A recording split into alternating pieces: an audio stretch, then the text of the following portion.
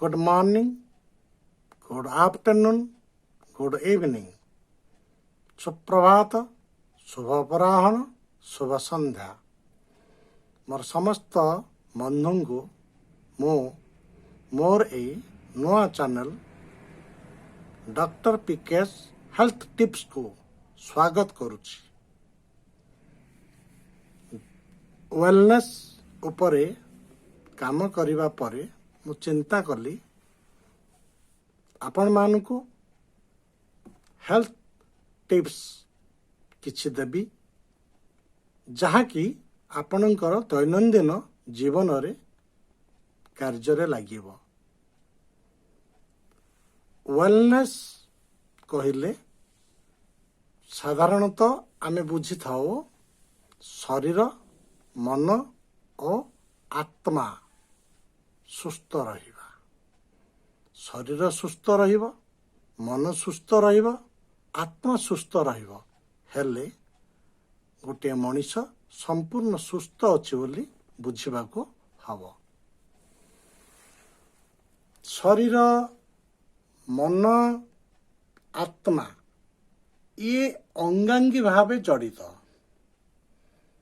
तेबे मु आपण मानकु जो टिप्स सब देबी हेल्थ रिलेटेड से शरीर पाई हो बा मन पाई हो बा आत्मा पाई हो,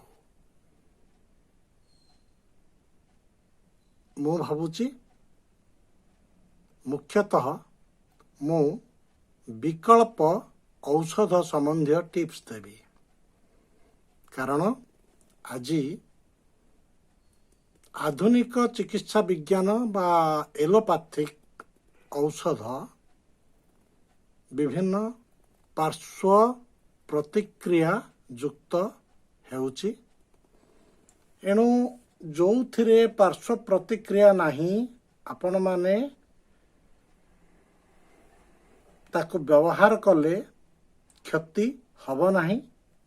सही प्रकार विकल्प औषध संबंध रे मु टिप्स देबी।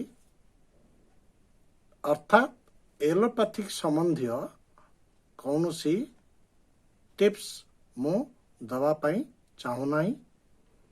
आशा करी आपण माने मोर अन्य चैनल गुडी को जेमिति भल पाइबा देइछंती एही चैनल को मध्य ठीक सेमिति भल पाइबा देबे।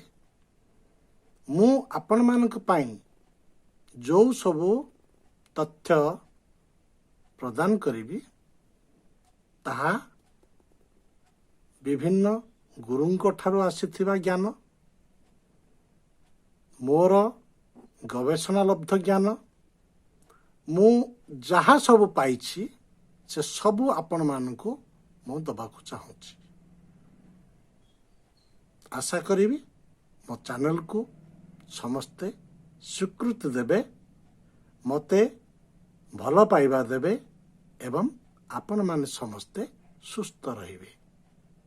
शारीरिक, मानसिक और आत्मिक सुख आपण मानकु प्राप्त हो एही कामना करी आपण मानक समस्तंकर आशु आरोग्य कामना करी रहुछि। नमस्कार।